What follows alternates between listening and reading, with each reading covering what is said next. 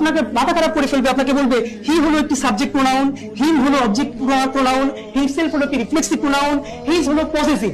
আপনি এই নামগুলো শুনতে শুনতে অসুস্থ হয়ে যাবেন, কিন্তু আপনার কোনো স্কিল বাড়বে না। এবার খেয়াল করেন এই একটি নাম জানা ছাড়াও আপনি এটা শুদ্ধ কিভাবে করতে পারেন। আমি বললাম কি, যেমন লেখা ইংরেজি কি রাইট, তাহলে আমি যদি বলি আমার লেখা ইংরেজি কি বলেন তো, আপনি কি বলেন? মাই রাইটিং। আপনি কি কোনোদিন বলেন যে আমি বললাম যে আমি তোমার লেখা পছন্দ করি, তাহলে তোমার লেখা ইংরেজি কি? Your writing. তাহলে বলি যদি তার লেখা, কি বলি? His writing. এবার একটু আপনি খেয়াল করেন তো, আমি যদি আপনাকে বলি আমি তোমার লেখা পছন্দ করি, আমি কি কোনোদিন বলি আই লাইক ইউ রাইটিং?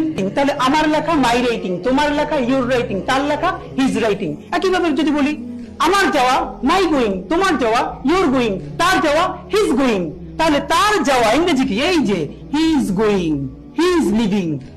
এখন আপনি যদি বাংলা অর্থ বুঝে ইংলিশটা পড়তে পারতেন, তাহলে দেখেন আমি আপনাকে বলবো না subject pronoun, object pronoun, reflexive pronoun, এইটা পসেসিভ, কিচ্ছু না।